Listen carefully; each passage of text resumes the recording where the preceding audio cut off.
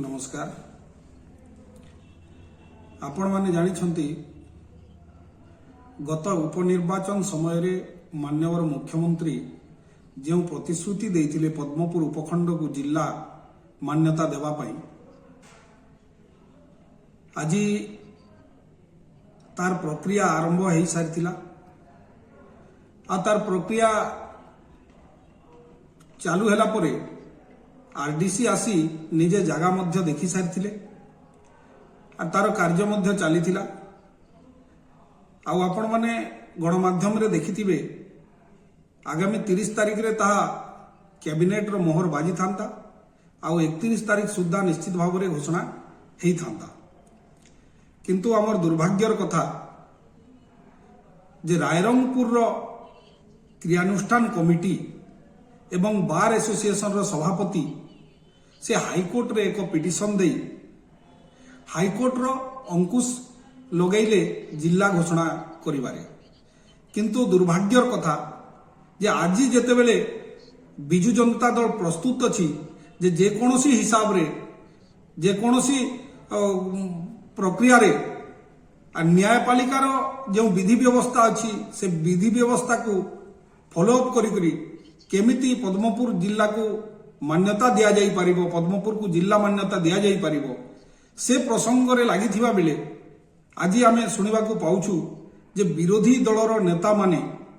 दुर्भाग्यपूर्ण मंतव्य देबारे व्यस्त अछंती एवं राजनैतिक फायदा नेबा पाई से माने जो भली मंतव्य देउछंती आ माननीय मुख्यमंत्री को ऊपर आक्षेप लगाउछंती निश्चित भाव में ताहा दुर्भाग्यजनक। आज पद्मपुरवासी को एकजुट होकरी समस्त को एक होकरी लड़िबार आवश्यकता अछि। आज बिजु जनता दल जो प्रतिश्रुति देइथिला माननीय मुख्यमंत्री जो प्रतिश्रुति देइथिले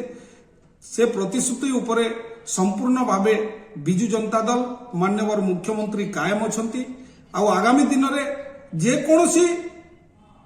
न्यायपालिकार विधि व्यवस्था भितरे रही संपूर्ण न्यायचित लड़ई पद्मपुर वासी लड़ी आगामी दिन रे केमती जिला घोषणा हो पारिबो तार संपूर्ण प्रयास आमे जारी रखिछु। किंतु एठी माननीय मुख्यमंत्री जेतेबेले घोषणा कले पद्मपुर को जिला मान्यता देवा पाई सही दिन ठारू विरोधी दलर नेता मानकर हृदस्पंदन बढ़ी जाइछि जे जदि जिला मान्यता पाइजिबो पद्मपुर ताहेले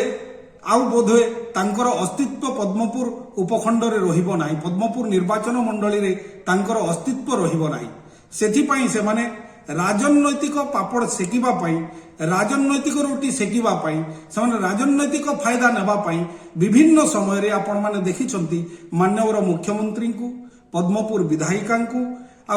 बिजु जनता दल को से माने विभिन्न समय रे आक्षेप प्रति आक्षेप करि आछंती आ से माने बिजु जनता दल उपरे सब बेले कटु मंतव्य एवं माननीय मुख्यमंत्री को उपरे कटु मंतव्य